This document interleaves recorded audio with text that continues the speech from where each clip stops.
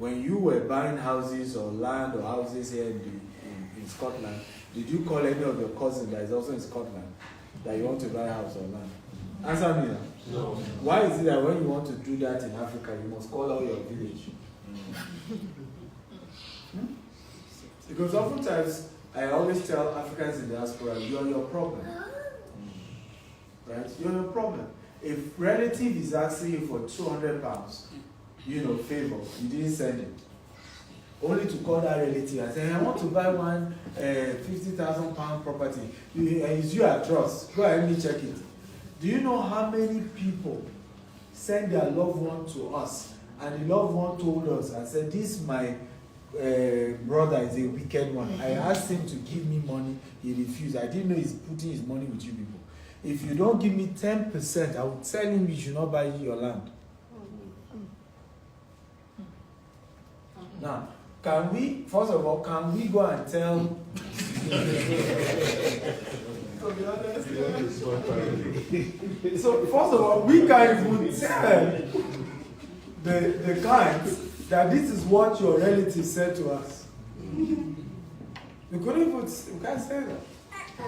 And at the end of the day, sometimes the deal is lost because our integrity is very important to us. Right? If yes, you were the one that brought your cousin, or you're entitled to, if it's land, you're entitled to 10% commission in our Nigerian business. If it's house, you're entitled to 5%. But if somebody else brought the person, we can't now eat into the money, right? Just because we want the deal. We often have let deals like that go. And people come back saying that they went to buy from the relative and they were swindled, right? And now they are back to buy from us again. We've heard all manner of stories. But the mistake people make is, why not look for somebody who's already successful in something to mentor you in that thing? Some will say, it's my lawyer. Your lawyer does not even have a property in his own name. And then you are putting all your life in his hands. We just buried my father-in-law. May he so rest in peace. And one of the challenges the family is battling with, you don't know where his assets are.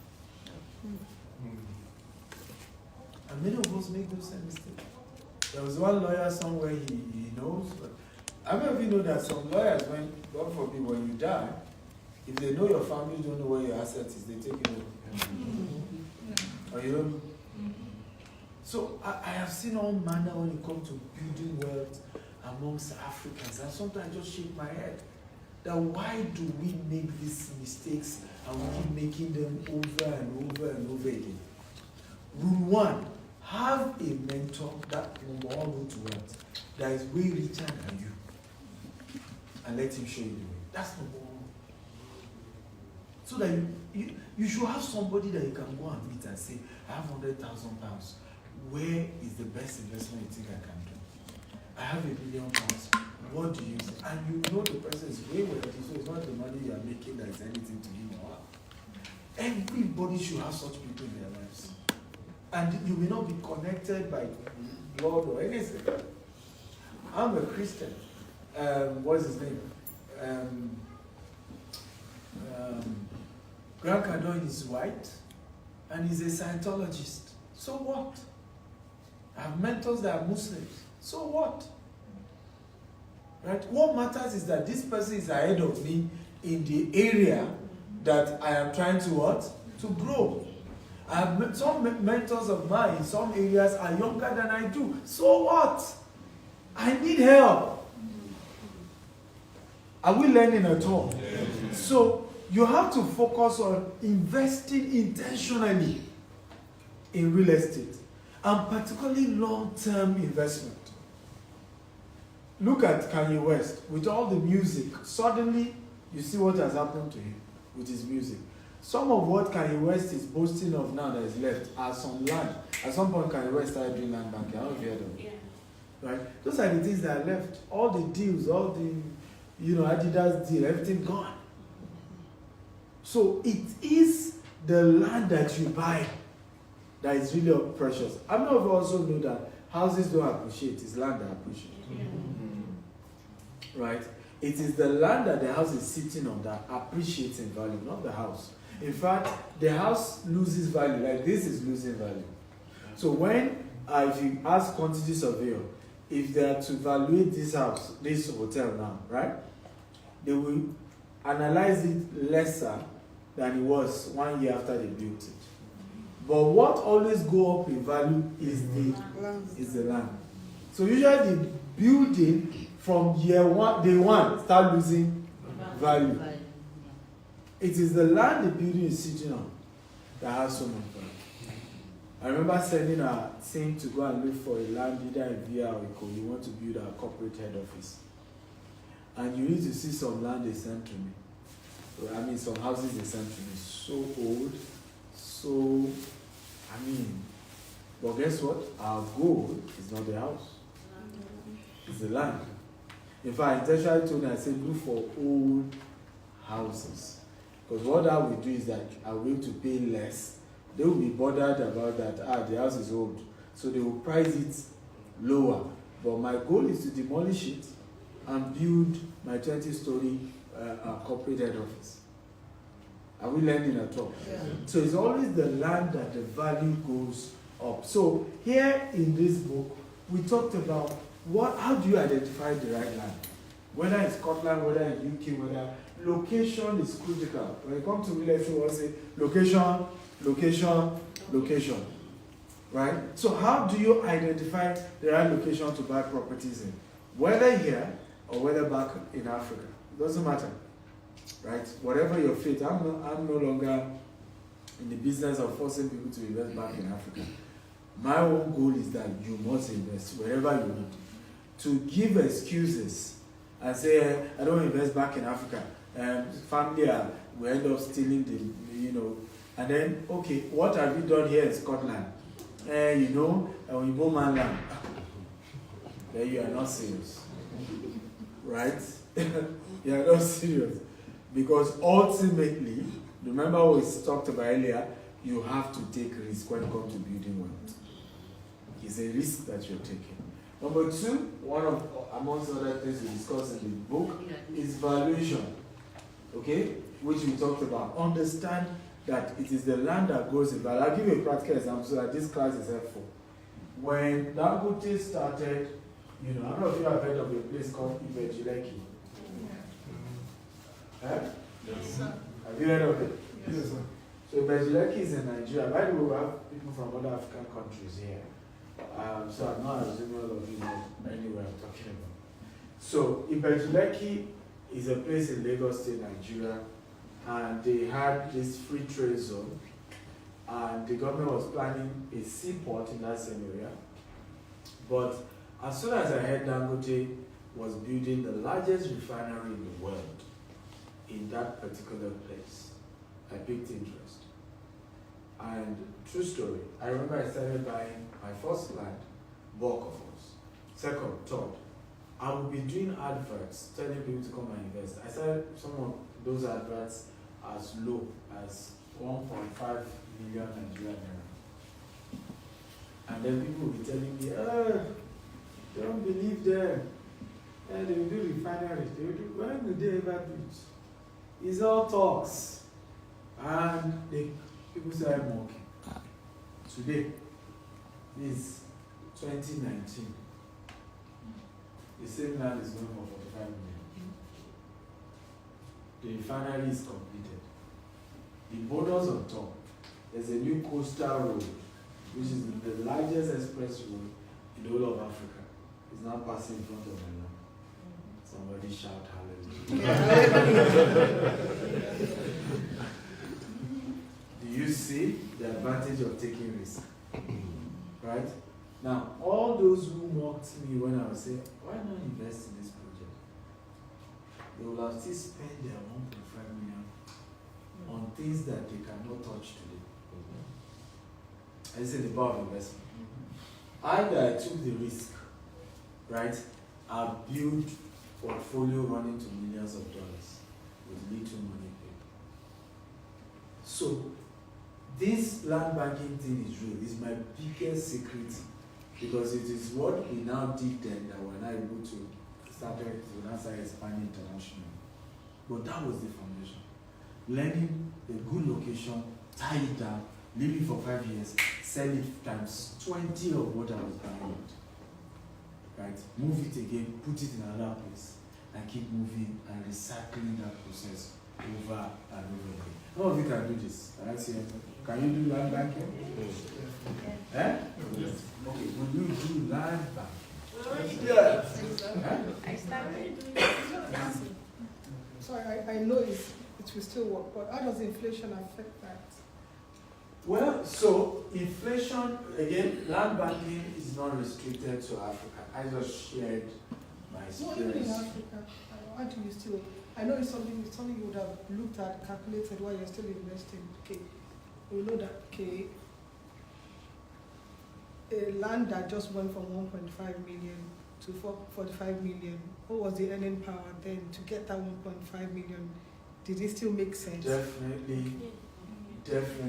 Let's assume inflation right now. I'll just give you, it's not up to that, but let's say it's 40%. Right? Let's say inflation is 40%. I bought the land 2019, right? For 1.5. That's not what I bought it, but that was what I was selling it then. Okay? So, but let's assume that I know how much I bought it. The 2019 to now is 5 years. Is that correct? 5 years? Yeah. Good. Now, how many times 1.5 is here? How many times?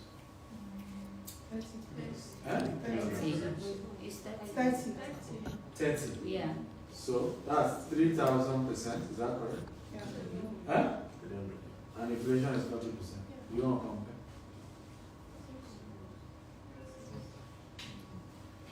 You can't compare. Real estate is the only one investment that is real. And when we say real, because we need to be careful. There are a lot of other investments that give you good money. Okay? But they are all high risk. There are 3 levels to investment: high risk, mid risk, and low risk. Does that make sense? So in other words, I can make this turn 1.5 million to 45 million in 1 week trading forex. Yeah. Does that make sense at all? But guess what? I can lose the entire money in 1 hour. Yeah. Got 2 of us. True. Can that happen in land? No. You see why we said when you factor in that it is real asset, right? When you factor in whatever happened, your chance of losing, real estate is always way better than any other types of investment any day, anytime. Okay? Subject to inflation definitely is a function of where you buy and where you buy.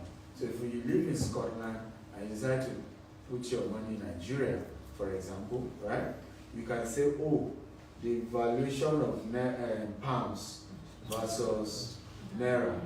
But my argument often, even if that's what you're considering, is always a function of where did you buy. Am I making sense at all? Because if the value of 1.5 million is still not up to 45 million, even if you consider how much pounds was going for that time. So it's ultimately where are you buying, how are you buying it. A lot of us fail to realize that there are some parts of Africa that they sell property in dollars. Ghana now sells houses in dollars, right? Banana Island is in dollars. So again, you see why training and mentorship is really what is more important. Because in the course of training and mentorship, all these are now what you all discuss with your mentor, right? Okay, I'm worried about dollar. Then at that point, we can say, okay, fine, if you don't want, you can do Dubai. I have several of my clients who bought property from us in Dubai at the rate of $250,000. They bought a 2-bedroom, from one of the developers we work with, right? $250,000. Today now, that same property is worth $650,000, right? And the annual rental income on that property is almost $90,000 now. In fact, the Dubai real estate, we're just waiting for when it will bust. Okay? because the growth of the real estate market in unique locations, so of course you need to know that when you come to any investment, it's all about, particularly real estate is about location. So don't be surprised, it's the same Dubai that some location you may buy property and you're even struggling to sell it. Right? It's all about location. But the Dubai real estate market, we're even worried if it won't bust at any time, because the rate is jumping.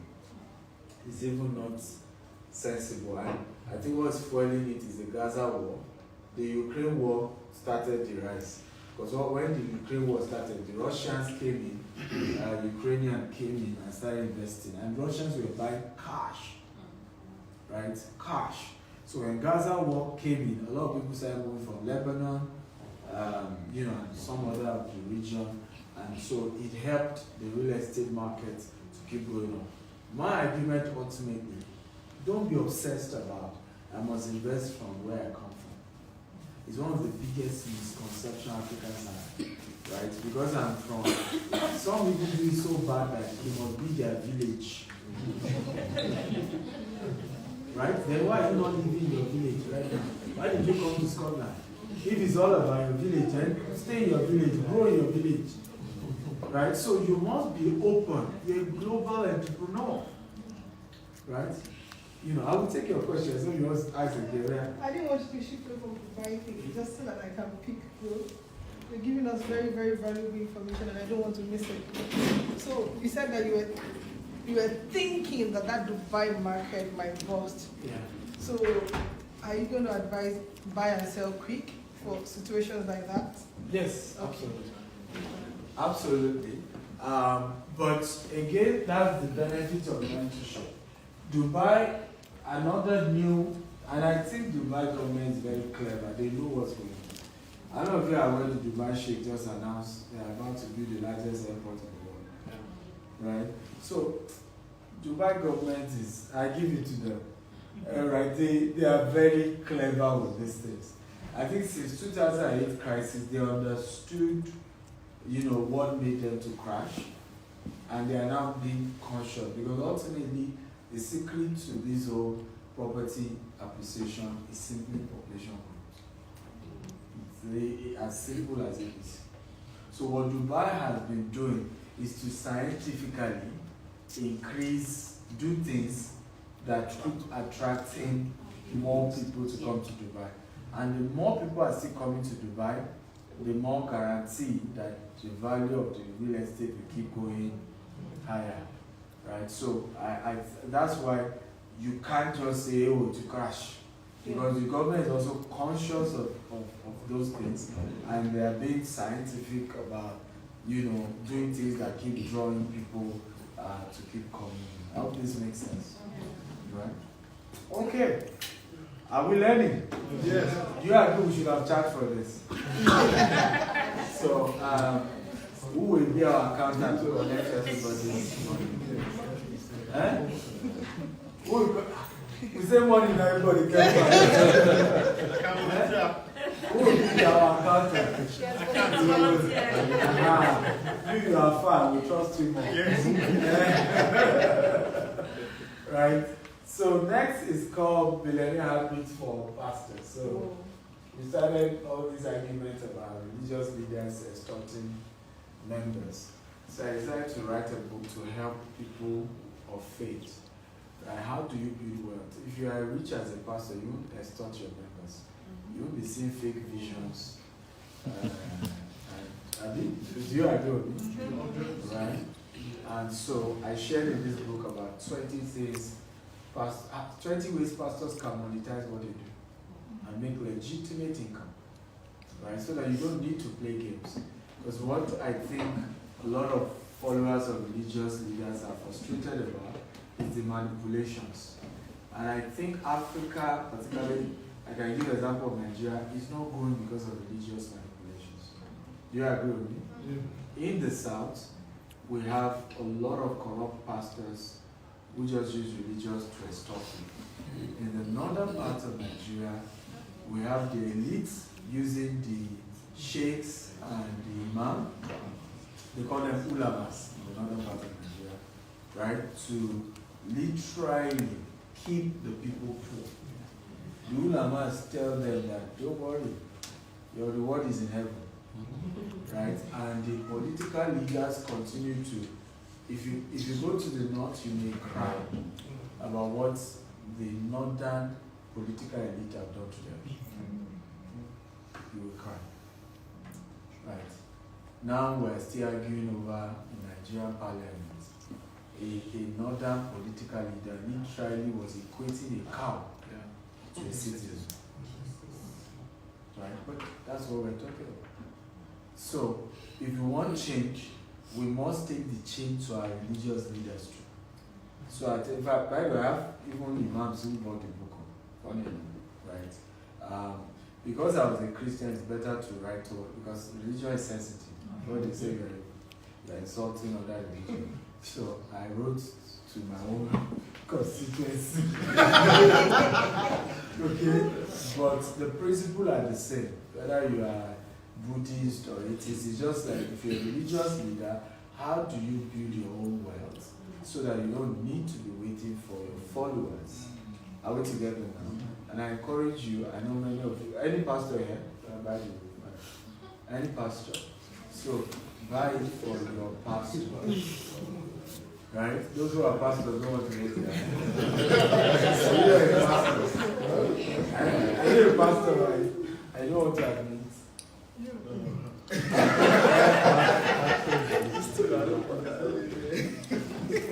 So, why not, if you are not a pastor, buy it for your pastor. I promise you they will thank you. I can assure you. Right? Because it will go a long way in changing their mindset. And it was forwarded by pastors. And the pastor that forwarded it is a pastor, yet is a businessman. Right? And is a billionaire in Ireland. So he's able to really speak to the subject. And we had a lot of other pastors who contributed to him to help, agree that, hey, this is a conversation that needs to be had. Okay, the last but not the least, then we'll take questions. Right? It's called, by the way, each of the book goes for $47 on Amazon. How much is $47 in pounds? Maybe 30 pounds. Between 30 and 35 pounds. 35 pounds? Yeah. Okay.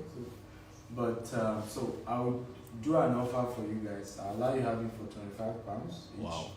Then if you're getting the entire 6 copies, you will get it for 100 pounds. Is that fair? Absolutely. Okay. So the next one is called Maximizing Your Real Estate Investment. So that's the last, and then we'll move forward. And here, remember the land banking one focus more on land, how to get good land, how to invest. But this one focuses on property generally. I teach on 7 ways to make money through real estate. 7. So a lot of times people think real estate money is just about building a house or buying land. There's so many other aspects to it. There's so many aspects to real estate investment. And please, let me repeat it. If you take real estate investment, stop thinking locally. Right? Stop thinking Sierra Leone or Nigeria. Do we have Cameroonians here, Ghanaians? Right? Stop thinking your local, think global. Right? You can do business anywhere in the world and you can build real wealth for yourself. I think we'll do that once I wrap up in the year. So, and you can build real wealth for yourself. So here we looked at number 1, long-term investment. Real estate, you have to think long-term. The reason why a lot of people don't make it big time is because they are thinking short-term, right? When it comes to real estate, they're thinking today, but you have to think long-term. I'll give you an example. My children's college, aside that I have insurance for them, which is for their education, but one of the things I did is to start buying land that potentially I will sell when my children are 18. And I started when some of them were 2-3 years old. Right? Are we learning here? Yes. Right? And there are lands that, in my mind, by the time this child is 18, maybe he now needs to go to Harvard or he needs to go to Yale. I need to raise $150,000, $200,000. Right? But if I sell a lot of these lands by that time, you see, giving a land 18 years, right? And in the right location. right? The same thing you can do for house. Imagine buying a house in the right location, and then you continue to collect both the rental income and you're saving it somewhere, and with the goal that 18 years later you sell the house towards paying your children's school fees. How many of you think that's a good way to think? Come on, talk to me. Yes. Right? So you have to think long term. A lot of us are looking for opportunity today, make money now, make money. There's nothing about wealth that is short term. Right? Nothing. And when you are wealthy, let me tell you how you know you are wealthy. As soon as you can be richer tomorrow than today, then you're on your way to wealth. Right? By the virtue of the investment I have, I'm going to be more richer next year than today. I'm going to be richer year after than today. I'm not making sense at all. And that's really the journey. You want to begin to invest in things that the value will keep going up and up. But you must think long term. Everybody say long term. Long term. Right? How many of you have a 5-year real estate goal? 10-year real estate goal? 20-year real estate goal? Thank you. I love that some of you have that. You must have it. You must think long term, not just all this short time thinking. No. And without a plan, then there's no vision. You have to plan. I'm hoping, forget money. I keep telling you, plan without, ask yourself, if money is not the problem, what will I want to do? How many properties will I want? Right? What will my real estate portfolio look like? And you should plan long term. Our goal as a company is that by the year 2035, we will control $40 billion worth of real estate assets. That's the plan. Now, am I saying that because I have the money? No. But we're planning it. And then we're working towards that particular vision. So you can on your own and say, in the next 5 years, I want to own £2 million worth of real estate assets here in Glasgow. I want to own another 2 million in the UK, in London. I want to own another 2 million in US, another 2 million in Dubai, right? Another maybe 1 million in Nigeria. You must plan these things. One of our clients sent me an Excel sheet yesterday. I was shocked. The guy showed me property he's been buying from our company in the last 5 years. And what he has spent alone is already 200 million naira. When I calculated the capital appreciation, guys, I kid you not, is already valued at 500 million. And he started it 5 years. Right? If I told him, I said, I hope my company has given you a free plot of land to at least appreciate that you've invested up to 200 million with us. But that's how to, and who knows whether he has other with other companies. But that's how to plan life. Right? 5 years. So, and I was saying, year 1, how much he was able to afford. Year 2, and guess what I noticed? He's been buying more in recent years than when he started. You know why? Try me on this because it happened to me. When you start investing in real estate, you get richer. I don't know how it works. I can't explain it. I honestly can't explain it. But what I noticed is that I got richer by the year. I'm not saying richer when I sold the lands I bought years ago. No. By default, I don't know how life did it. I was able to have access to more money. Right? As the year kept moving, I'm able to have access to more money to buy more. And I think it's the universe telling us. Universe means God, Holy Spirit, Buddha, Allah, whatever you believe, right? It's the universe telling us that if you can be faithful in that which is little, more will be given to you.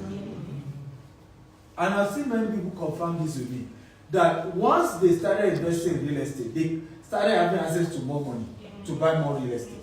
The thing just kept increasing. So you try it. It's just the discipline to start, right? And just be consistent at it. And you'll be shocked. The universe will gather more money your way. Somehow, you will begin to be in control of more resources. Make sense? Absolutely. Diversification. Right? Why put all your eggs in one basket? Why must everything be in land? Or why must everything be in Africa? Or why must everything be in Scotland? Right? Nothing wrong with having something here having something back in Africa, even if you don't believe you ever go back there, but still have something. You never know. Have something in the US, right? Must you only invest in the country you live in? No. Take diversification, right? One of the best decisions I still keep telling everybody was investing in Dubai. Dubai has its own challenges, but going to Dubai really, really opened me up to what was possible when it comes to real estate. What was really possible. But that was me stepping outside my comfort zone. Some of us, our problem is that we're thinking local, right? So everybody say this after me. I. Stephen Akintai. Vow to start local or go global. I will no longer think small when it comes to investment. So help me God. Vow for yourself, everybody. Come on. I say vow for yourself, not be that okay? We need to learn to start valuing ourselves, right? Celebrate yourself regularly. Look at the mirror, say good things to you. Right? Wake up and clap for yourself. Sometimes you can tap yourself, if that's the way to, and say, Stephen, well done. That. You have tried. Right? Because guess what? When you are in the grave, you're on your own. After we buried my father-in-law 2 weeks ago, 2 weeks or last Friday actually, the Friday before this was yesterday, and we lowered his corpse. 10 minutes after, the DJ started playing. Everybody went to the reception, they started eating. My brother whispered to me, when you die, those who will cry, will cry. And whatever happens, life goes on. Tell your neighbor. Yeah, like my advice to you. Take care of yourself. Not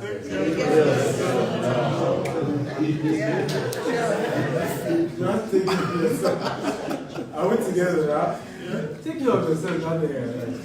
Life goes on. In fact, I'm not sure it was up to 10 minutes. Before,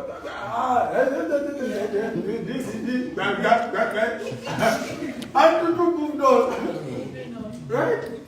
Of course, my own wife was still crying. All of us are petting her, And that's why my brother said, those who will cry, we cry. But like, whatever happens, life goes on. Life goes on. So, celebrate yourself. Some of you are listening to your enemies too much. What would they say? What do you expect your enemies to say? That you are good. Settle down with those who love you and celebrate each other. Does that make sense, Joe? Yes. Celebrate each other and move on. Because when you are 6 feet below the ground, life goes on. Life goes on. Okay, so briefly I'll tell you about what we're doing in the US. Are you excited? Who wants to hear? Yeah. Okay? Our expansion in the US and how you can be part of it if you want to. So these some properties we're selling at the moment in the state of Alabama. So they are 2-bedroom, 3-bedroom. You can buy them, sell them for short lets, rent them out, and start earning dollars. From day one, you already have management in charge who manage the place for you and send your money to you if you want that. And if you want to now put in place your own management, it's your house. Right? Once you buy it, it's yours and yours alone. Okay? So once you buy it, it's yours alone. I thought you would clap for us. So this is just about our management structure. These are group our CEO, our group COO, GEDs, sales, and our land business coordinators, our housing business coordinators, homes. I don't know if you like this big. By the way, this actually looks in real life. So grass is a Victor. It's your money that is speaking. I'm getting right. So she runs our Dubai business and our secondary market. So houses are already ready, and I just pay and move on. She handles that. So we have different CEOs in charge of different subsidiaries. So sometimes when people are on my neck, I say, look, leave me alone. I have a lot on my own. We have a proper. It's not a one-man business. There are solid people, and average of them, except for our group CEO that joined us last year, average of them have been with us for 5-10 years, and all of that. So loyal, amazing team. So these are US. We have a new CEO resuming in the next couple of weeks for our US business. But these are some of our team in our new project in the US. It's called the Jasper River Smart City. Okay, and there are professionals like you. Funny enough, for this Jasper River Smart City, the 4 of them we are seeing here are my partners. They all have equity in the business, right? And came together. They're all IT professionals, and they keep making this IT money, doing 2 IT jobs, 5 IT jobs, and they're like, oh no, we are not careful. This IT job will end, and then we look back, we have nothing. And so, decide to trust my leadership and, brought their money, and we're working on this project. And guess what? None of them will make less than $2 million profit. And they didn't even put in up to $200,000 cash. You better have a good partner. Each time we talk, the way they treat me, you know they are really grateful about the opportunity that has come. So have good partners. And it's not everybody that wants to cheat you. Some of us have this mindset. Like, I can't trust anybody. I can't. Life is not. And I tell people, if our community don't come together, we are doing ourselves. There are scammers, there are Russians, Italians, there are cooks, and British, there are Arao. Right? Okay? There are bad people everywhere, in every race, in every religion, every culture. Are we together now? The only difference is that some of us hype the bad people and we're silent about the good people. Am I making sense? And that's why it looks as if everybody is bad. Same thing with even wealth. Those who are wealthy amongst us. I mean, my friend always tell me, oh, don't tell me, I don't want people to know me. I don't want, From when he picked me up from the airport, I think almost 200 people have followed him because I tagged him on my page. But my point is that if you have a Nigerian that is doing well, talk about it. That's the only way we now know that this thing is not a stigma. There's no demon somewhere that is just saying Nigerians must be doing bad. Because there are a lot of Nigerians doing well. There are a lot of Ghanaians doing well. There are a lot of black people doing well. But if we don't talk about the ones doing well, it's the day we have the bad one, everybody now starts shouting. We must change that narrative. Do you agree? Yes. So I have made up my mind. I will be a positive marketer of good people from my race. And I mean it. And I do it without, I do it not, even if I don't know, if I hear somebody of color is doing well, I talk about it on my page. And I talk about, use my platform to get them to be known. So, because that's the way we can change the perception that black is synonymous to lack or black is synonymous to crime. We must change that. Do we agree? Yes. Right? So, we try to do green and smart homes. So our houses are automated, the ones we build, and they are green. Green means renewable energy. We don't use conventional power. We try to generate our light from solar and all that. So here we call it debt syndication. People have always asked me, how do you raise your money? Are you doing drugs? Are you doing... So how we raise our money is very simple. We run something called debt syndication. Debt syndication means people who have known us over the years and trust us invest their money with us. some do as low as $10,000, some do $1 million, some do more, right? And we then agree that we will be paying you on a yearly basis or every 18 months X amount. Does that make sense? And that's how we raise funds. And why have we continued to grow bigger? We've kept to our word, even in tough economic situations. So we started our syndication about 4 years ago, and you'll be glad to know we did not default once, despite all the experience. I thought you would.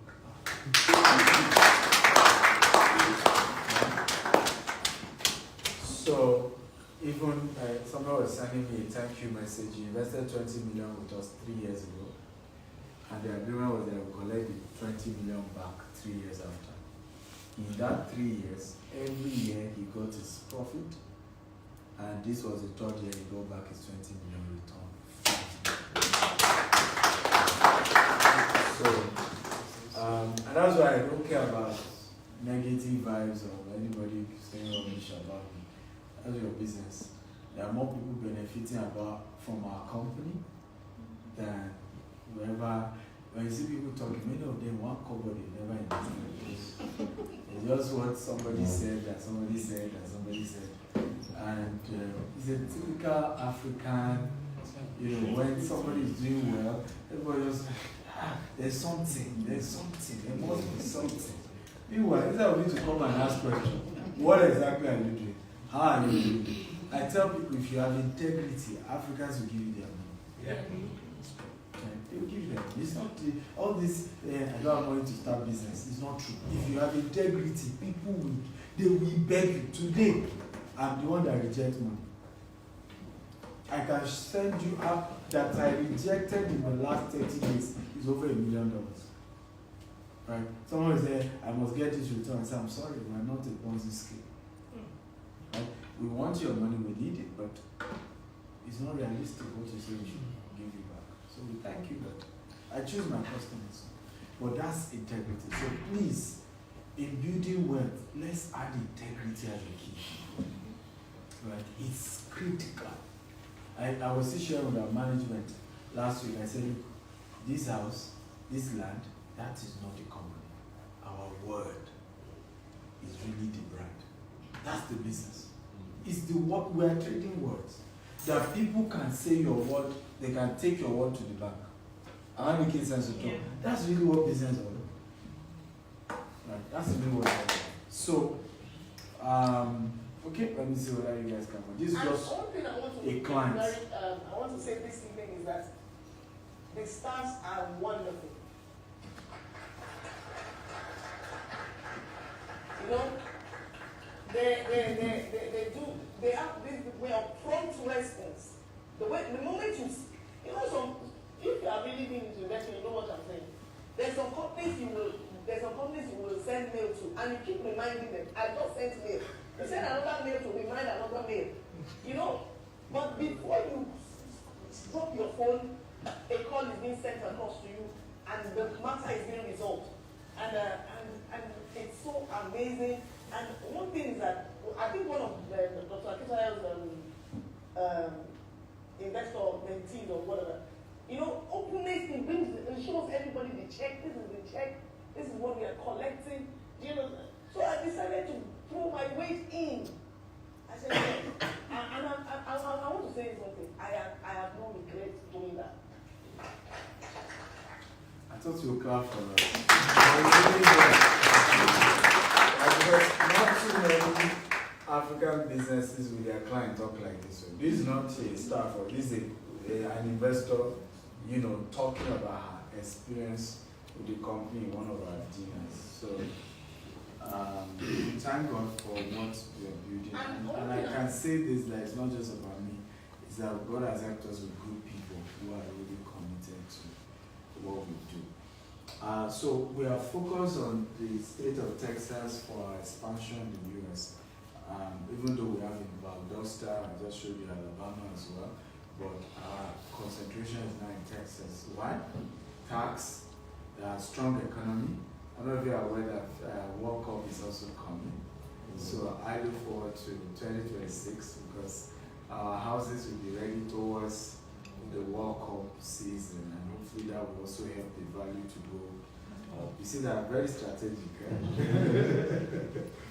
So, and there are good schools as well, and things like that. So there's a mistake in the school. That's this VCU is in Richmond, Virginia, not Texas. So this is the latest project. It's a 19 acre, actually 21, but 19 is what we paid for. So it's an estate, it's an estate. You can see there are already houses. So the one after, the one at the back is not there. So my very good friend, Pastor Larry, has some type of visitors on site. I'm waiting for when my friend will come. Whether it's going to lead to very long.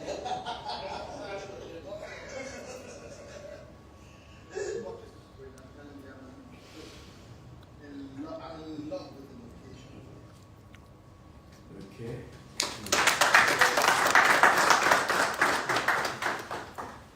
So 19 acre is by the river. Really lovely. So we're going to be putting a boat club. We're going to be putting a driving range. So you can see how it will look like when we're done. So you have wind pipe and a couple of other stuff. So selling for 600,000 each to $1 million each. And God bless you. So let me take the three. This is how it will look like when we are done.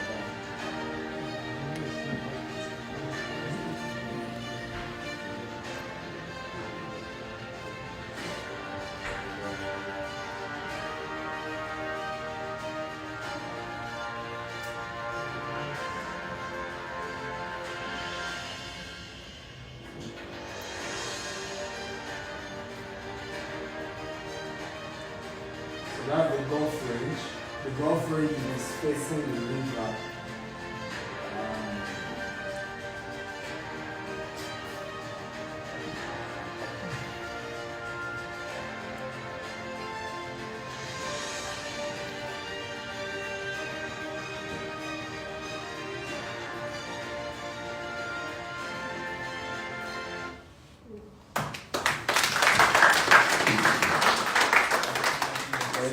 Now I like your clap. And like I said, that's the attitude we must build in Africa. Let's support our own. Right? When somebody is doing well, let's clap, let's celebrate. Not gossip. Because typically what we do, hey, can he do it? That's how you talk. Oh, okay, even if it fails, it's better to attempt than not try. Right? And that's the attitude we Africans need to have. But they say, they are biting too much. That is why we are poor. Because you have to bite more for you to become rich. How do they become rich? You have to bite more than you can chew. Right? I tell people, I say, dream so big that you need God to fulfill it. Like when your dream is still something you can achieve, that is not big enough. Dream so big that you cry at night and say, God, now only you fear me. Right? Because I need your help. And that's the mindset we must have as a people. So yeah, you are free to invest. We're taking different investors, like I said. It's almost $40 million to complete it. And the value after construction will be $82 million. We're raising just $10 million. We already got pre-approval from an institutional funder giving us 70% of the money that is needed. So we are just raising our own 10 million to match the other one coming. So typically, this is like a staple of if you invest X, this is what you get, right? So this is the Naira investment package. This is if you're investing in Naira, and then this is if you're investing in dollars. Your capital has to be with us for 3 years or 6 years, and the returns. Don't worry, you all get it sent to you. Are you registered? If you registered there, you get it sent to you. Even our people will call you as well. Okay? So this is for if you are investing in dollars and your return is 18 months. This one is not 12 months, 18 months return. And to return to any of the world, DHL will send the check to you and can cash it when it's due. Okay, so you can transfer to West Fargo or to Zenith Bank. If you want to invest, you can send email. The number is my number and it's a WhatsApp number. Warning, I have the right to respond or not respond to your message. Okay? Because I'm not the CEO of the company, I'm the chairman. Maybe I'm an investor just like you. Right? So if I'm busy playing golf or I'm having a wonderful time with my wife and then you disturb me. But you want to do business with us, go to our company. There's a difference between Stephen Akitaro and the companies he has invested in. I hope we get that. Right? And I'm saying that intentionally because I've seen situations where people can't separate the two. Right? And knowing that there's a difference between a man and the companies that he I'll give you an example. If you bought a Tesla car, can you, because you now have Elon Musk's number, right? And something is wrong with your Tesla, can you chat to Elon Musk and say, this is your Tesla? You know he can sue you, and his own head no correct. If he sue you, so we must, and it's a thing we Africans are not used to, right? We always merge a founder of a business and his business together, two different people. Okay? But feel free to chat me up. My rule is tell me your full name, don't tell me Jide. Why? I have so many Jide. And when you chat me, I immediately want to have your full name so I can save it and I can differentiate who. Sometimes I don't write where you are from. Right? So it helps me to communicate because I get so many, every day I get more than, and I'm not exaggerating, more than 1,000 messages every day. Right? So if you just chat me randomly and you don't specify who you are, your full name, and I can save it knowing where we met, it makes it difficult to keep. Does that make sense at all? Yeah. So if you're chatting on that number, full name, and I save it, and go straight. Don't say, how are you? How's your wife? You know, just go straight. Download the entire thing. Once I see it, I'll reply. I reply messages fast, as soon as I see it. Right? And I don't ignore messages. Right? But drop it at once. Once they start dragging, how are you? I'm fine. When I leave, I just get switched off. Okay, so we're doing a 16th anniversary promo for our Nigerian businesses. So we have estates all over different states in Nigeria. Yes, we're trying to, it was your laptop. We couldn't move the thing. So there's a way you did it. That you even put it inside.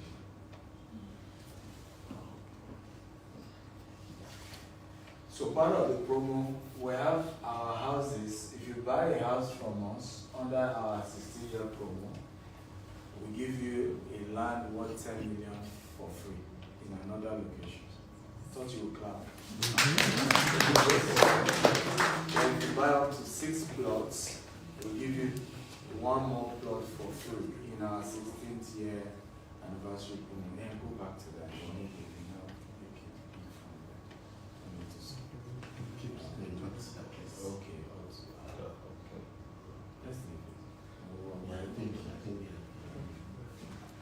Okay, but please, the promo is ending, I think, in the next few days from now.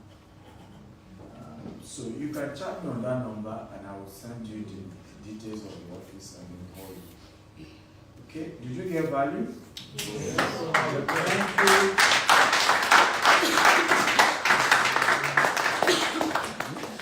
you. Okay, I'm willing to take questions if you have them. Also, don't forget, if you're buying any of the book, I would love to sign them for you. You won't know. One day we'll need to meet again. I need to show me the book. They show, see your signature. Right? So, I look forward to signing the books. So, questions? Can Can we help people?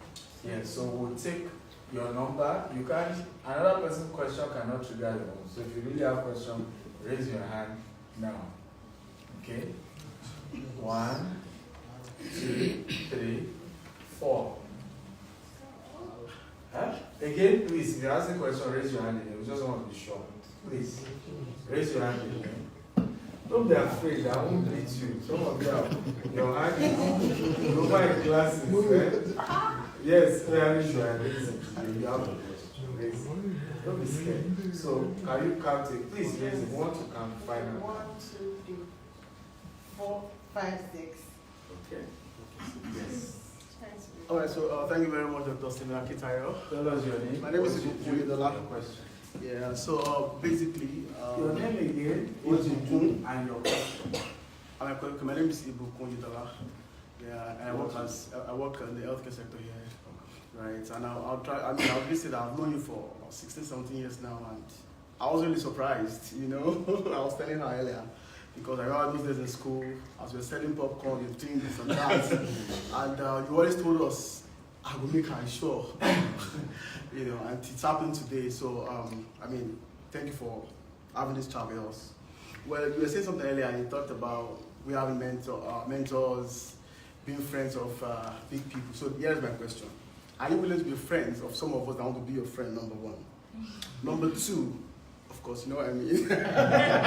So let me start from there before I go get the golf course, whatever. So, secondly, do you have any mentorship that can be affordable? You're saying $20,000 anyway, so that can be affordable for people that really want to. I mean, by virtue of this conversation this afternoon. Thank you. Thank you. Very good question. I love it. And good to see you again. All right, good to see you too. After OOU. So yes, I mean, like I said earlier, I don't discriminate. Some of the people God has used to bless me in my life were people that didn't look like it when I met them. Right, so when people say they want to connect with me, I'm willing to have that happen. However, it is your job to make it worthwhile. Right, so I'll give you an example of what I'm saying. When my friend Mr. Victor said I should come and visit him, I was excited about his house and all of that. I even said we'll come, but he noticed I was dilly-dallying and busy. One of the things he said is that I want to create a business for you in Glasgow so you keep coming back. Right? That's even after I've accepted I was coming. But that's how rich people think of. I don't know. A rich man is not willing to collect anything for free without giving something back. That's why when you read the book, trust me, you won't have problem figuring out how to connect with me, or any other rich person. Because it's just, and I shared in the book, even how I connected with people like Cosmos Magical. A lot of very powerful, even Crack, I don't know how I connected with them. A lot of very powerful people that I connected with. Just understanding that, number one, make it worthwhile. Right? What makes you then rich people to take you seriously? It's just that, just make sure you let them know I'm not taking it for granted. I want to make the time to count. I was asking Dr. Cosmos during our podcast 2 weeks ago, I said, why do you hardly say no to me? He said, I said many other things. He said, when I first hosted him to speak for us, so I was shocked when you sent me money. I was laughing at what's this guy trying to prove? He said, you continue to do it. So at that point, I knew you were after something. There's something in me you wanted, and I knew you'd get it. Is that clear now? Right? Of course, I'm not as rich as Cosmos Monica. But every time he gives me audience, I make sure it's what is what. That's what's the secret. Right? That's just the secret. Because it is between you and another 100 people who want the attention too. Does that make sense? Yeah. And put yourself in their shoe. Who would they concentrate more? Somebody that makes you what they want, or the one that just gets the attention and didn't make it work. For example, I got some people to volunteer to want to pick me up from the airport. Where's the man? Thank you for saying that, even though that wasn't needed at the end of the day, even help us pick up some books, that she reach out and say, you know, I'm an event planner. That's how to get people's attention. I can't forget her now as far as Glasgow is concerned. But that's, it's not money she gave me, right? But if she say, can I, you know, talk to you, I have no choice, right? That I won't be saying, okay, well, I go pay your $20,000 and let's see. You know, this is the point. You can always figure out a way to be of value. There are two ways to get a mentor. Either you serve the mentor or you pay the mentor. Right? It starts with a gift. So if you go to a golf course and you see someone you want to get close to, the next time you're going to the golf course and you know you'll be there, go there with a gift. Right? Go there with a gift. And I promise you, it will give you more time. It will take you more seriously. But that's just how it's done. Okay? Do we have cheaper coaching program? Yes, we do. We have something called the Seneca University, where my courses, all my live videos, and that of my mentors from Grant Cardone, Les Brown, we've put all of it there. And we're glad to also know we just applied to NUC to get a university license to turn it to a local university.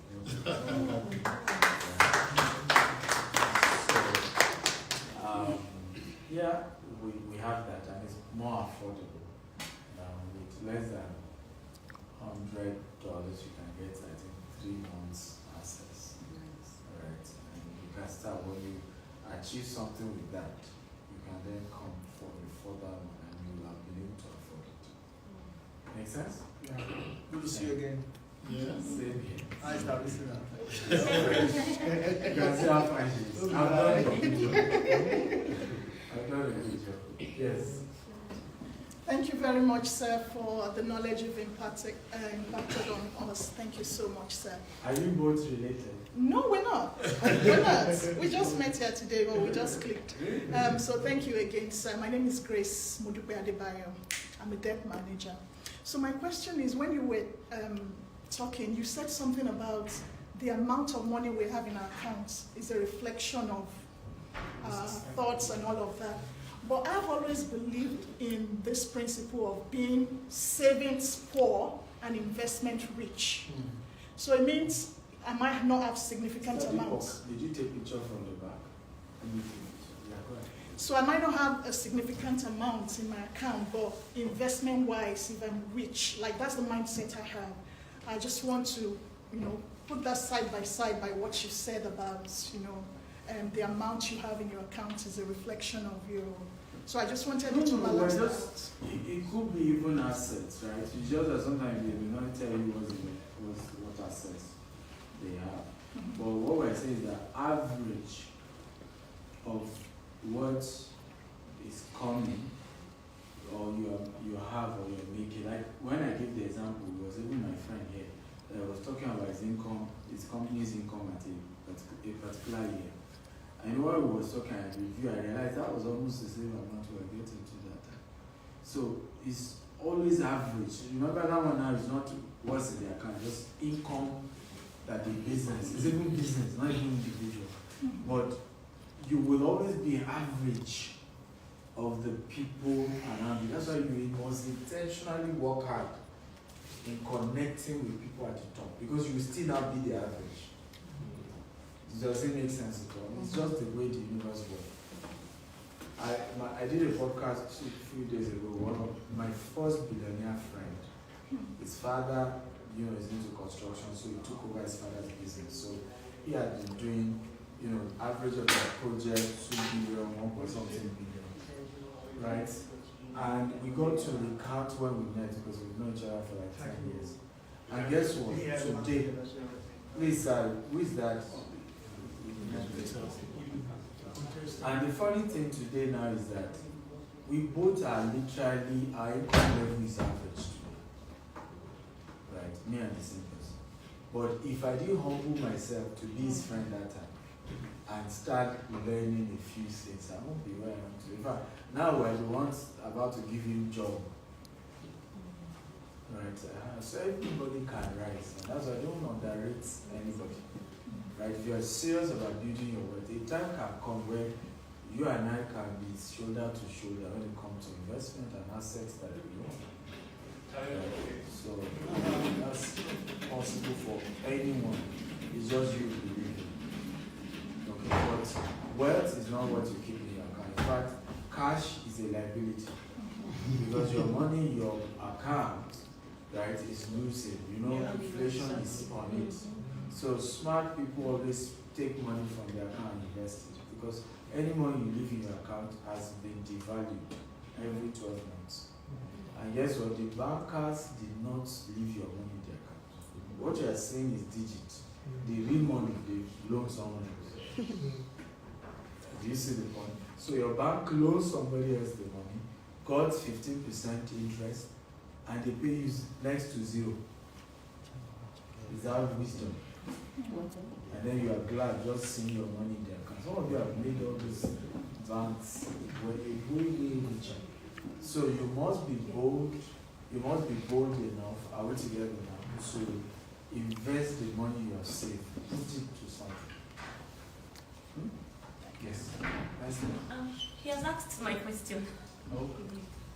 Next person. So, yes.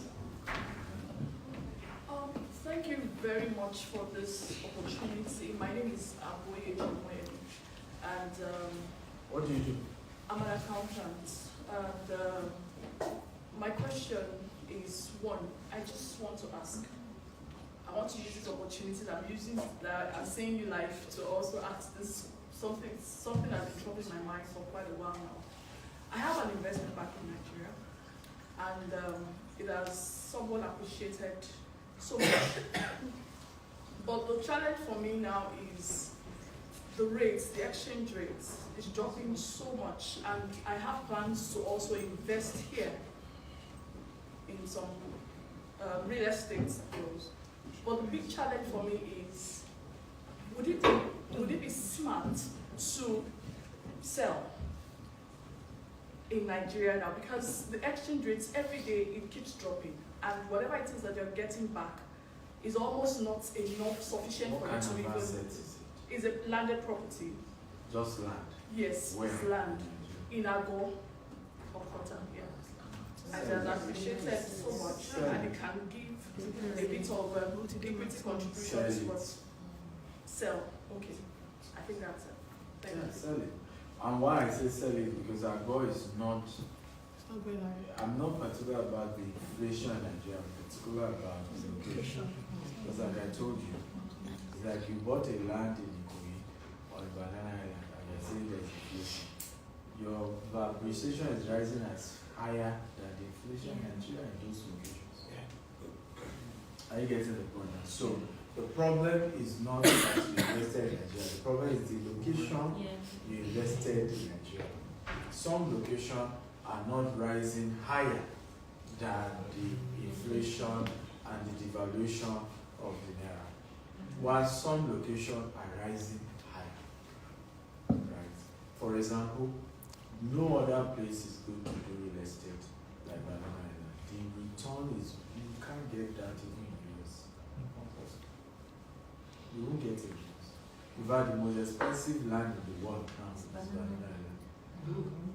Manhattan does not have land again. They sell floors. Right? In Manhattan, so we have in Manhattan, but they don't have land. In Manhattan, they sell floors. If you want to buy a land in Manhattan, you are buying floors. So you are either buying from 40th floor to the 80th floor. So you go and look for a 40-story building in Manhattan. You buy it, and you give the rents that the person will have been getting for the 5-year duration of the construction of the new 80-story you want to do. You give it to him, and you now start building, demolish and build your 80-story. And then once you are done with the 80-story, he owns 40, you own 40. Right? That's how they buy in Manhattan. And some parts of Nigeria will soon become like that, where, it's floors. Washington Post report shows that Lagos will be the largest city in the world by the year 2100. How many of you are aware of it? In other words, Washington's, and this is Washington Post, not Lagos Post. U.S. leading newspaper did their research, and it showed that 8th largest city in the world will be Nigeria by the year 2100. Right? And Lagos will be the largest city, bigger than New York, larger in population than Japan. Right? Why do you think the U.S. largest embassy is now in Lagos, being constructed in the Atlantic? They have data you don't have. Many of us keep giving up on our African country, and later we'll come back and say, Obama took over. Right? But it's because we are not doing research. Right? Research helps you. All the Western world has been exploited. Their land is gone. There's nothing anymore. Right? Minerals gone. All the resources is still back in Africa. They are not giving back the way they were giving back again. Are we learning at all? Then, how many of you heard Senator Chuck Schumer saying that part of why they opened their border is that Americans were not giving back. They want immigrants to come in to help their population. Who saw it? Even in the UK. Yeah? Yeah. All this one that you saw them allow you to come and do masters. None of you come from Africa and collected your money on top, £20,000. You think they were fools? And allowed to come with your children. When they hit a target, they don't stop allowing you. This car. Eh? But they needed the labor because after Brexit, right, there was an impact. Right? So they needed labor. And it's you people that can give that labor. Modern day slavery. Right? In those days, it is them that came to carry us. Now we are the ones saying, I'm here. Right? I'm here. So, but my argument is, I don't care where you travel to in the world. Don't lose focus of Africa. May your children not curse you because of decisions you are not making today. Right? None of you is expanding the way I'm expanding internationally, but yet I am expanding just like as much in Africa. Right? I'm doing double edge. That's why I talked about diversification. Do both. You have nothing to lose. So even if you don't want to bring it here, sell that place, go and buy a pen. I'm not making sense at all. Or go and buy places that the value, there's still more room to appreciate. That's what you should do. Make sense? Next person. Thank you for this opportunity. My name is Adil Sademi, and I'm a business analyst. I came from Edinburgh, actually. Yeah, so my question is, if you were to start all over again, if you were your younger self in, let's say, 2024, and you found yourself in Scotland, and then with the vision you have now, what steps will you take to arrive at where you are now? And then I also found out that you have people around you, you associate with a lot of people around the world. What are the key things you look at in people before selecting them into your team? Yeah, so those two questions. Beautiful question, right? I like your questions. Number one, I'll look for the problems they have in Scotland. Where are the problems? Where will the problems also be in the next 10 years, 20 years? A lot of us are focused on the problem today. We need to focus on the problem tomorrow. Right? So I will think into the future. What are the problems that are about to come? What are the problems technology is creating? What problem will AI create that AI cannot solve? Those are the things I will be thinking. But then I will look for a solution to them. Right? For example, if I'm going to do real estate, it's just not going to be real estate the way everybody's doing. What are the issues, if there are communal issues, if there are problems with people networking, just like what we're doing now? It's gradually going. People coming together, seeing each other. Are you aware? Some of the younger ones here, they don't date by going to meet a girl and saying, bye, hey, you're fine. Not like, you know, right? Can you marry me? They don't know how to do that. It's on an app. I like you. Yeah, so we built confidence when we were growing up. Guys, because you can go to a girl and say, I like you, and say, I don't like you. Right? And reject you and you move on. So we learn how to deal with rejection. We learn, you don't have all of that now. People can't even look at each other and talk. It's true enough. They can sit beside each other and still be texting each other. Right? So you have to think, what is the implication of these things and how do we solve it? So long-term thinking is what I will do.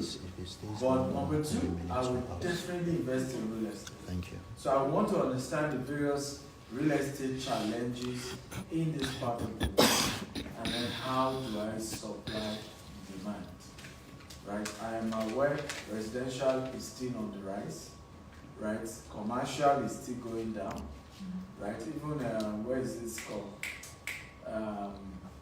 In London, where is this area called? Where a lot of these banks, Canary Wharf now, they're trying to convert most of Canary Wharf now to residential. Because, you know, people back police want to do something about their headquarters because over 40% of their staff are not willing to leave. So big companies have built all these big high-rise. Are we together now? Nobody is willing to use them anymore and they're looking for solutions. So that's the way you need to start thinking long-term solutions. Right? The last one, what do I look for in people? I look for integrity. Integrity means a lot to me. I look for loyalty. I'm a very loyal person. If I like you, you will know, and I will tell you more. Right? And if I think you do something that I don't like, I'll tell it to your face. Okay? But if you are not loyal and I get to know, you are out. Right? I hate people who are disloyal. I mean, what's the difference between animal and human being? Right? An animal will sleep with his mother, isn't it? An animal will fight his own father, a lion. When a lion wants to take over from his father, is it not to fight his own father? And probably even almost kill the dad, as friend his dad, and inherits his dad's wife. That's animal. Humans who don't do that, you know why we don't do that? Loyalty. So when you are not loyal, you're as good as an animal. Okay? I was telling somebody, I said, I'm a friend that if you kill somebody today, you have committed murder, and you call me and just the two of us that know, I'll call the police that you have committed murder. I will hire the best lawyer for you, and I will show up in court every day, hoping that you get the best sentence possible. And I'll still let you know I'm not happy that you killed someone. I'll show up, and I'll get you. That's the reality. Reality is not that you don't tell people the truth, but reality is that you have their back, even their worst days. Am I making sense of that? You have their back, even their worst days. That's the reality. And we've lost all of that. This generation, people just do friendship based on, is he rainy? Is it that because he's famous, so he's my friend? Or is it because he's rich, so he's my friend? Or is it because, am I making sense of John? So, for me, I go beyond that. Yes, I may be rich, you may be rich, we may be colleagues, and that's why we attracted each other. And there's nothing wrong with that, but what do I bring extra? What I bring extra is that I am a friend you can count on any day, anytime. Guaranteed. Right? Guaranteed. I'm saying even in death, your family will remember that you had a friend that showed up for you. Right? So for me, that's the way I am, and that's what I bring. So I look for people who can do the same, because it's important. At my level, it's no longer about money. I'm not making sense of it. It's not about something happened where one of my very good friends betrayed me, and he hurt me so bad. Because he's a guy that one day I was traveling and my wife was complaining, "You are going in." You know what I said? I said, "Well, my best friend is coming to see you." That's how this is a guy I felt if I died today, he would look after me. And listen, we wish we would live long. Right? But we never know tomorrow. I was at my father's in-law burial, and I was looking at who were those who stood by him. I said, me and his in-law. It were people in his place of work. There was one of them that he literally raised the guy because he was in customs. Right? The man kept talking. At some point that they buy cars together, they do things together, and this man stood. He had another one. That one, because they started fighting and family issues, he brought everybody together, stood them. I mean, sir, you better start thinking of those who are loyal. I'm going to be loyal if you die today. If you don't have such people, you don't have a life. You don't have a life. If you can't have 3, 4, 5 people that can stand by your family if you are no longer there, forget it. It's not worth it. Not worth it. That you know, right? That you have sense, they will stand for your family. Because we never know. We all want to live long. I want to do 120. Right? That's my prayer. But I'm now valuing the place of loyalty. It means a lot. It means a lot. And I encourage you to do the same. When all of you are poor, loyalty is easy. Become rich. Yes. Thank you so much for this session. I actually came in very late because I honestly didn't know about it. I just opened my Instagram and saw a sponsored ad and I hopped in a taxi because I live 5 minutes away and just came in. So I really don't have a background a lot on what's happening, but it just looks like an investment opportunity I'm interested in. So I'm a senior associate with an investment bank over here and I really love what I do. So that's my 9 to 5 daily, and every weekend I work on my renewable energy startup company. But I'm very interested in your story, like at the beginning of when you hopped into business. So the renewable energy startup actually started like 3 years ago, but fully got registered just last year, and we're just kicking off fully. Sometimes I'm torn between enjoying my job, which I really love because it's very people facing. I lead teams in the software engineering project and all of that, so I enjoy that. And also, really growing the business, I want to do both. Do you think it's visible? Like when you started, did you have the safety net of a job, or did you throw yourself fully into entrepreneurship? I want to do both. Like I want to be an entrepreneur and I want to be an industry leader in investment banking, so I want to grow my career there as well. Does it sound visible? Also, I'm interested in the Texas project you're on and how renewable energy can support that. Because housing and energy right now, renewable energy are going hand in hand. So I'm very interested in that. You can just give a little bit overview of what's the plan for that and how, as a renewable energy professional, to be honest, we're just kicking off. So I don't even mind just being part of the team and volunteering or supporting how the team comes up with the renewable energy plan for that. I'm not trying to look for a big business contract, we're just kicking off, but I want to learn how that's going to help in the development of that city. And so those are my 2 major questions. I want to grow in my industry and I also want to be an amazing entrepreneur in renewable energy, and I want to be part of that project in the renewable energy aspect. Well, so if you look at the project, you see that all the rooftop have solar panels.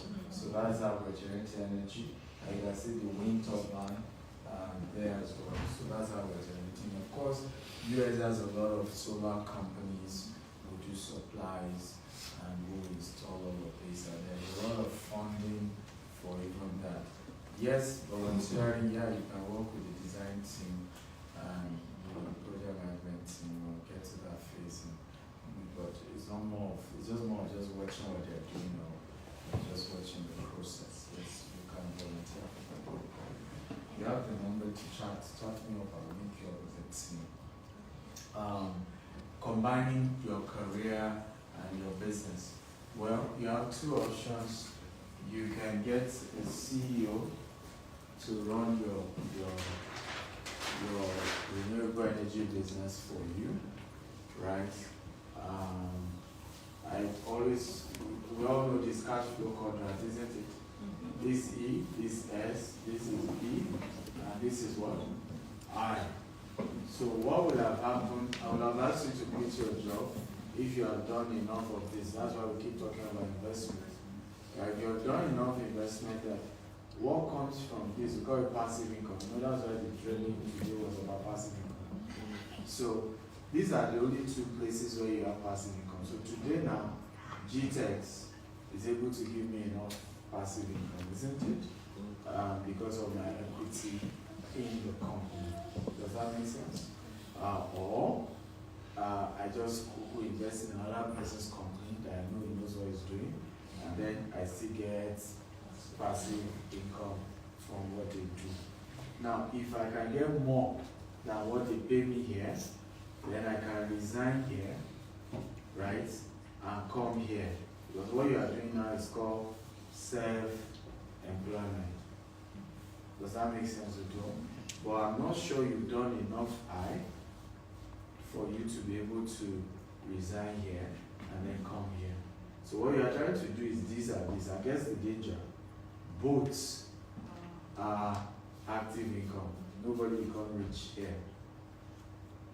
People only become rich here and here. Does it make sense to John? So a lot of people don't know why I grew our company, costing us a lot of money just to make sure the company can run without me. And the reason is simply because the company will not start giving me passive income until it can run without me. If I'm still in it today, I leave. One house, please. One house. It means the day I leave, what happened? The company collapse and there's nothing. So no matter how successful your business is, if it's still self-employed, it's still not the source of financial freedom. The ultimate source of financial freedom is that you have a source of income that does not need your time. That's how you become rich. I have a source of income with of double time, bringing money consistently. It makes sense. So the two will not deliver you. You see?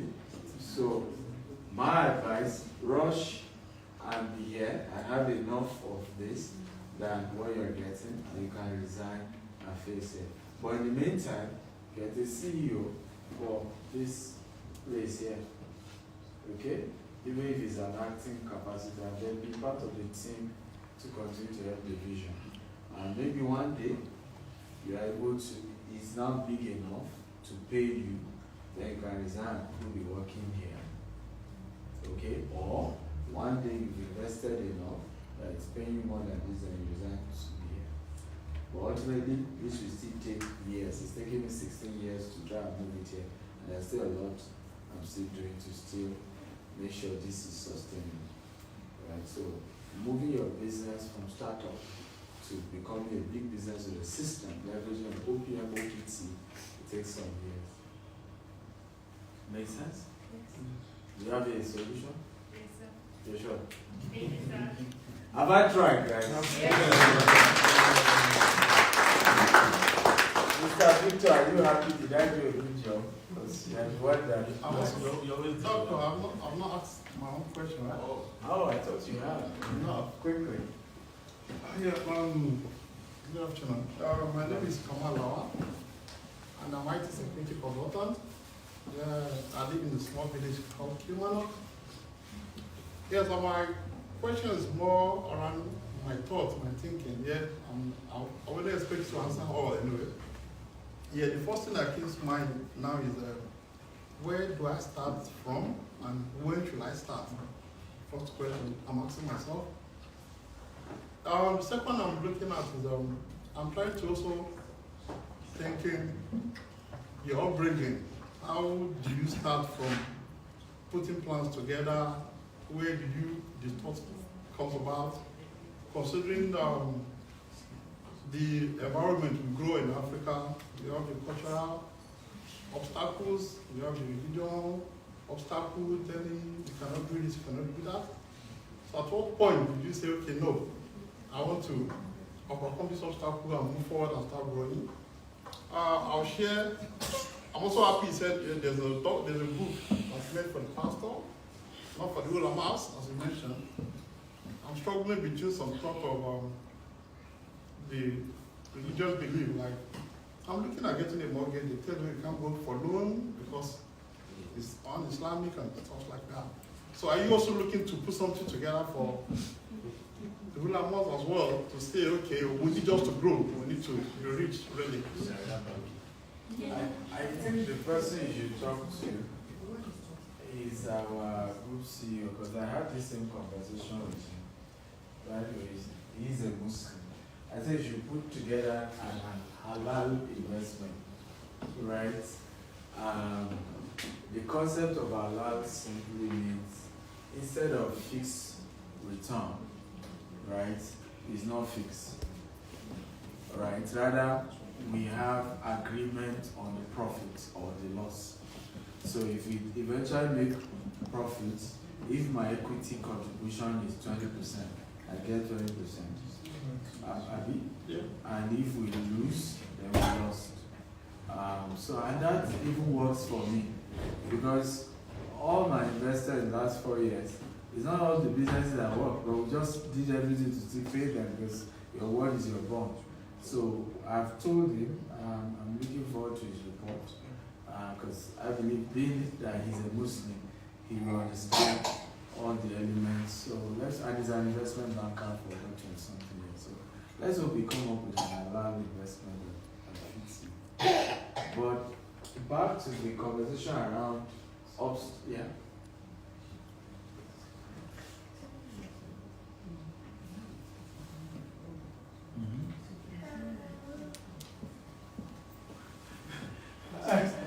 People are negotiating.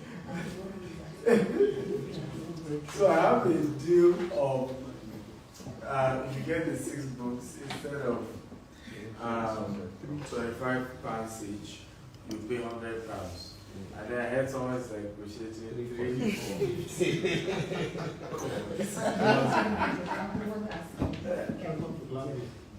I deserve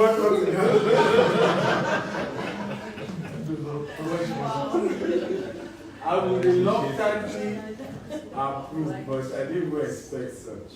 But here's what I will do.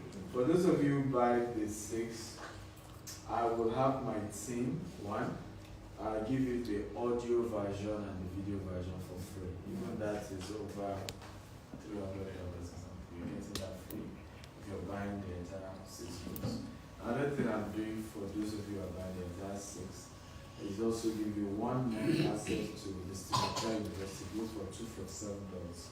You'll be able to watch all my video content, Rank Adonis, Brown, Tracy, all these amazing work. So you're getting another extra $600 or so for free if you're getting all the 5 books. Okay, so I'm giving you that opportunity. What if I put all your books on Kindle already? You bought it on Kindle already? Yeah. And you I'll have show it you. here? Yeah, what happens? I will sign them for you. On Kindle. Eh? What if I have it on my Kindle? Soft copies, yeah. Because when you started talking, I started buying some on Kindle. They pay to you. If you want to pay, you can pay to our transfer to our account. Because as you were introducing the book, I was buying some soft copies as we were talking. Well, unfortunately, the deal is on the hard copy. I'm sorry. It's all right. But we have hard negotiators. Mr. Victor, you didn't tell me. When we are now buying land, what will happen? No problem. So, you can Google all this. I have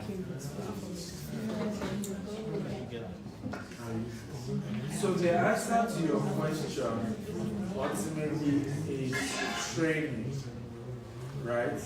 Those are you listening to me?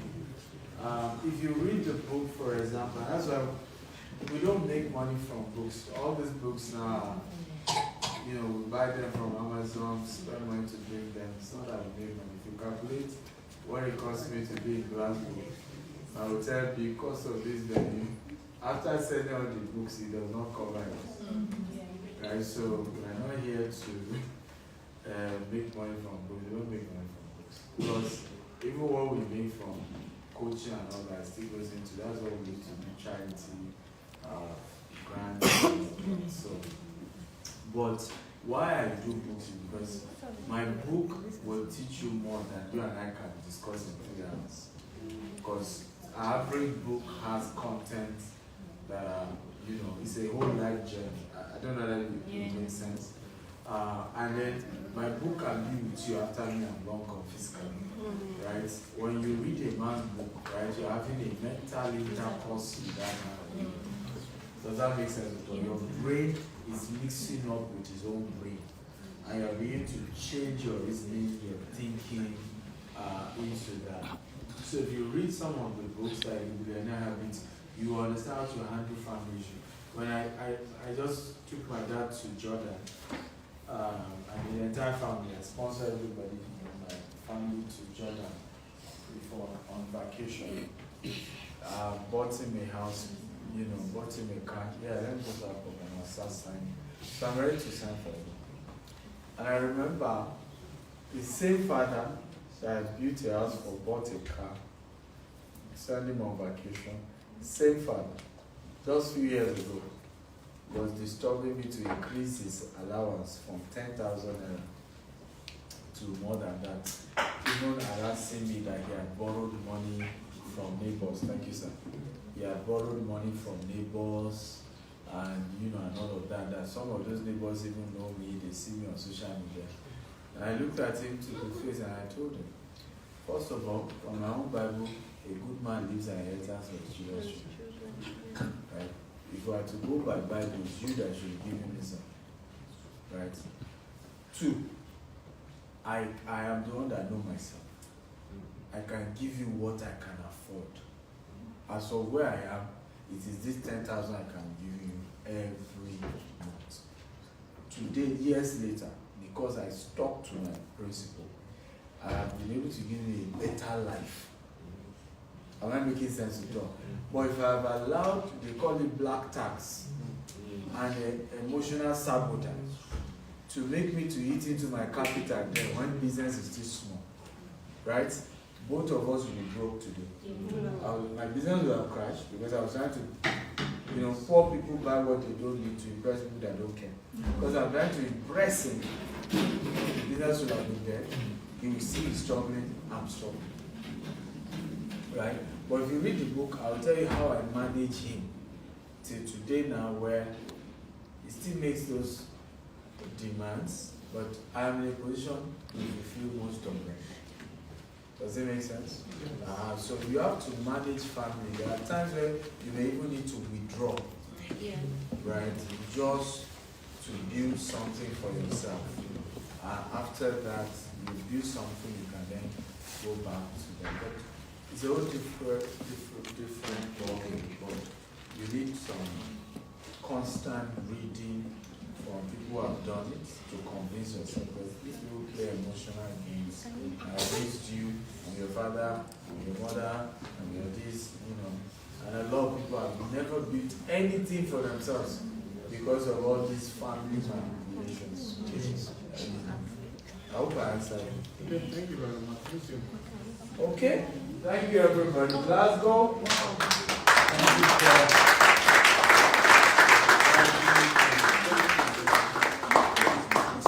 okay.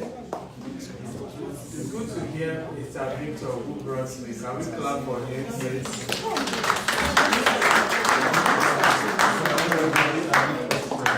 I think I want to give a vote of thanks to my wonderful friend, Dr. Stevens.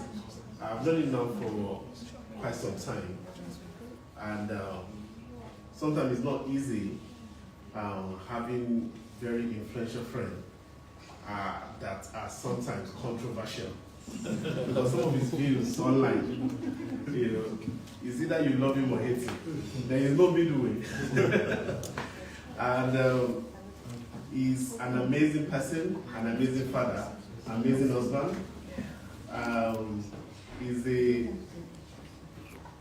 Sometimes when you're close to people like this, it's very easy to take them for granted. Because I've heard it like several times. And every time I sit down under his teachings, I still pick one of the things.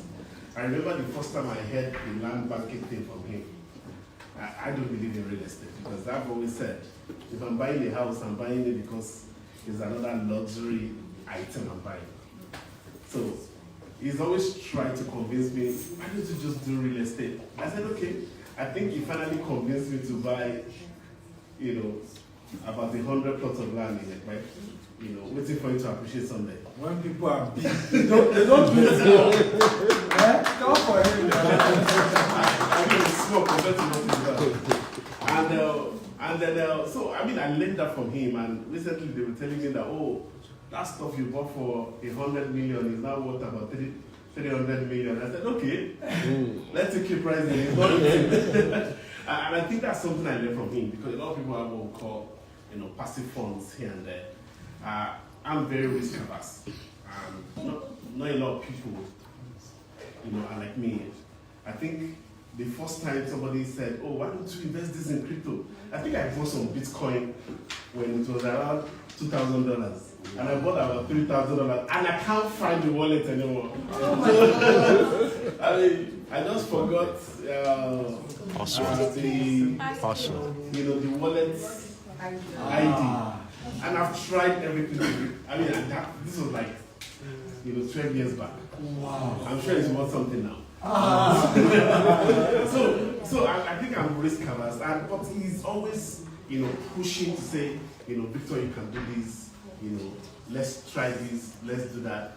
And I want to thank you for especially coming to Glasgow, because I've tried to convince all my rich friends, come to Glasgow. They always say Glasgow is too small, what are you looking for there? And then I love Glasgow. I lived 2 years in London, 12 years in Dubai. I love Glasgow. And clap for yourself, Glasgow people are amazing. One of the things I found when I came was that a lot of people are working. We don't have a lot of entrepreneurs. He knows my circle of friends. I have a friend who runs one of the biggest restaurants in the world, Enish restaurant.